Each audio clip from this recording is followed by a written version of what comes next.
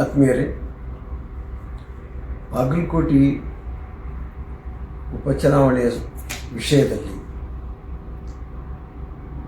ಮೇಟಿ ಕುಟುಂಬದವರು, ಅವರ ಅಭಿಮಾನಿಗಳು ಹಲವಾರು ಹೇಳಿಕೆಗಳನ್ನು ಸಾಮಾಜಿಕ ಜಾಲತಾಣದಿಂದ ಜನರಿಗೆ ತೋರಿಸುವಂಥ ವ್ಯವಸ್ಥೆ ಮಾಡ್ತಾ ಇದ್ದಾರೆ.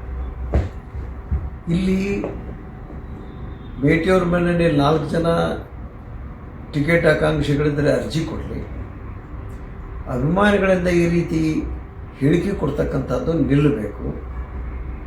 ಉಮೇಶ್ ಅವ್ರ ಪರವಾಗಿ ಕೆಲವು ಜನ ನೀವು ಸ್ಟೇಟ್ಮೆಂಟ್ ಕೊಡ್ರಿ. ಯಾರಿಗೆ ನಾನೀಗ ಹೇಳ್ತಾ ಇರೋದು? ಮಹಾದೇವಿ ಅವರಿಗೆ, ಉಮೇಶ್ ಅವರಿಗೆ, ಮಲ್ಲಿಕಾರ್ಜುನ ಅವರಿಗೆ. ನೀವು ಯಾವುದೇ ಸಾಮಾಜಿಕ ಜಾಲತಾಣದಲ್ಲಿ ನಮ್ಮ ಪರವಾಗಿ ಏನು ಹೇಳಿಕೆ ಕೊಡ್ಕೂಡುದು ಅನ್ನುವಂಥದ್ದನ್ನು ನೀವು ಸಾಮಾಜಿಕ ಜಾಲತಾಣದ ಮುಖಾಂತರನೇ ಹೇಳ್ರಿ.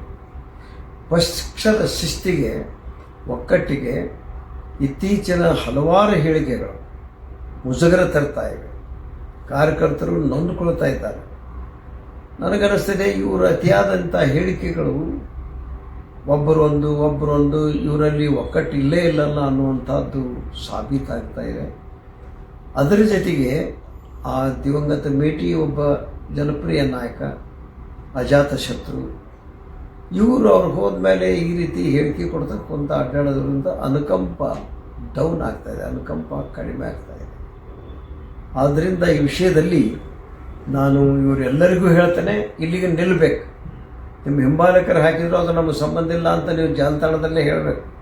ಇದನ್ನು ಮುಂದುವರಿಸಿದರೆ ಪಕ್ಷದ ಶಿಸ್ತಿನ ಚೌಕಟ್ಟಿನಲ್ಲಿ ನಾನು ಕ್ರಮ ತೆಗೆದುಕೊಳ್ಬೇಕಾಗ್ತದೆ. ಏನೋ ನಾ ಇಲ್ಲಿವರೆಗೆ ಸುಮ್ಮನೆ ಇದ್ದೆ, ಆದರೆ ಇದು ಅತಿರೇಕಕ್ಕೆ ಹೋಗ್ತಾ ಇದೆ. ಎರಡನೇದಾಗಿ, ಮಹಾದೇವಿ ಮೇಟಿಯವರ ಸುಮಾರು 8-15 ಸಾಮಾಜಿಕ ಜಾಲತಾಣದಲ್ಲಿ ಗುಳೇದ ಗುಡ್ಡದ ದುಷ್ಟ ವ್ಯಕ್ತಿ ಅಂತ ಹೇಳ್ತಾರೆ. ಬರೀ ಯಾರು? 38,000 ಜನಸಂಖ್ಯೆ ಗುಳೇದ ಗುಡ್ಡದ್ದು.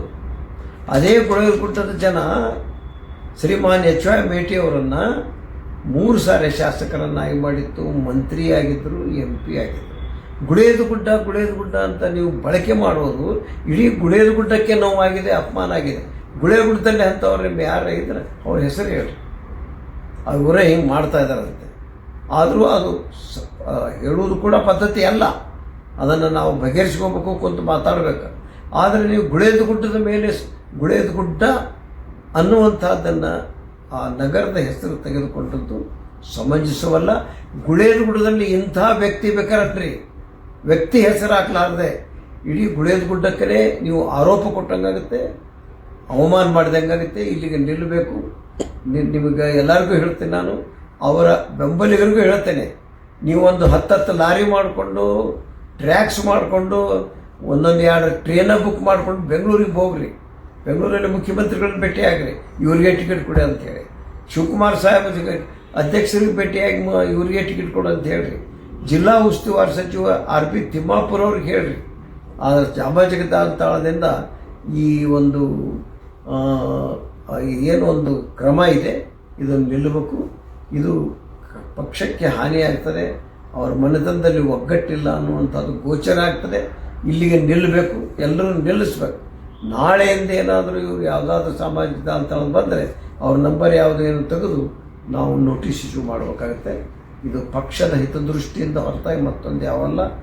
ನಾವು ಅನ್ಯೋನ್ಯವಾಗಿ ದಿವಂಗತ ಮೇಟಿಯವ್ರ ಜೊತೆಗೆ ಬಂದಂಥವ್ರು, ಈ ಮಲ್ಲಿಕಾರ್ಜುನ ಇರಲಿ, ಬಾಯಕ್ಕಿರಲಿ, ಉಮೇಶ್ ಇರಲಿ ಮತ್ತು ಮಹಾದೇವಿ ಇರಲಿ, ಈ 4 ಜನ ಮೇಟಿಯವರ ಮಕ್ಕಳನ್ನು ನಾನು ನಮ್ಮ ಅಣ್ಣನ ಮಕ್ಕಳು ಎನ್ನುವಂಥ ಭಾವನೆಯಿಂದ ನೋಡ್ತಾ ಇದ್ದೇನೆ. 2-3 ಸರಿ ಕರೆಯೋದಕ್ಕೂ ಕಳಿಸಿದ್ದೇನೆ, ವರಿಷ್ಠರ ಭೇಟಿಗೆ ಏನೂ ಇಲ್ಲ. ಆದ್ದರಿಂದ 4ರಲ್ಲಿ ಯಾರಿಗೆ ಕೊಡಬೇಕು? ನಾನು ಸ್ಪಷ್ಟವಾದ ನಿಲುವು ಹೇಳಿಬಿಟ್ಟಿದ್ದೇನೆ. ಮೇಟಿಯವರು ಚುನಾಯಿತರಾಗಿದ್ದರು, ತೀರಿ ಹೋದರು. ಅವರು 23ರ ಚುನಾವಣೆಯಲ್ಲಿ ಸೋತಿದ್ರೆ ನಾನು ಆಕಾಂಕ್ಷಿ ಆಗ್ತಿದ್ದೆ, ಇನ್ನೊಬ್ಬರು ಆಗ್ಬೋದಾಗಿತ್ತು, ಇನ್ನೊಬ್ಬರು ಆಗಬೇಕಾಗಿತ್ತು, ಯಾರಿಗೂ ಕಟ್ಟಳೆ ಇಲ್ಲ. ಆದರೆ ಮೇಟಿಯವರು ಇಲೆಕ್ಷನ್ನಲ್ಲಿ ಗೆದ್ದದ್ರಿಂದ ಅವ್ರ ಕುಟುಂಬಕ್ಕೆ ಈ ಟಿಕೆಟ್ ಹೋಗಲಿ ಅಂತ ಬಹಿರಂಗವಾಗಿ ನಾನು ಹೇಳಿದ್ದೇನೆ, ಈಗಲೂ ಹೇಳ್ತಾ ಇಲ್ಲ. ಅದು ವರಿಷ್ಠರಿಗೆ ಬಿಟ್ಟು ವಿಚಾರ. ಯಾರಿಗೆ ಕೊಡ್ತಾರೋ, ಬೇರೆದವ್ರಿಗೆ ಕೊಡ್ತಾರೋ ನನಗೆ ಗೊತ್ತಿಲ್ಲ, ನಮ್ಮನ್ನೇನು ಕೇಳಿ. ಆದರೆ ಈ ರೀತಿ ಬೆಳವಣಿಗೆ ಇದು ನಿಮಗೇ ಪೆಟ್ಟು ಬೀಳ್ತದೆ, ಇಲ್ಲಿಗೆ ನಿಲ್ಲಿಸ್ರಿ ಅನ್ನುವಂಥದ್ದೇ ನನ್ನ ವಿನಂತಿ, ಮನವಿ. ಅವರ ಹಿಂಬಾಲಕರು ಅಭಿಮಾನಿಗಳಿಗೂ ಇರೋದು ತಪ್ಪಲ್ಲ.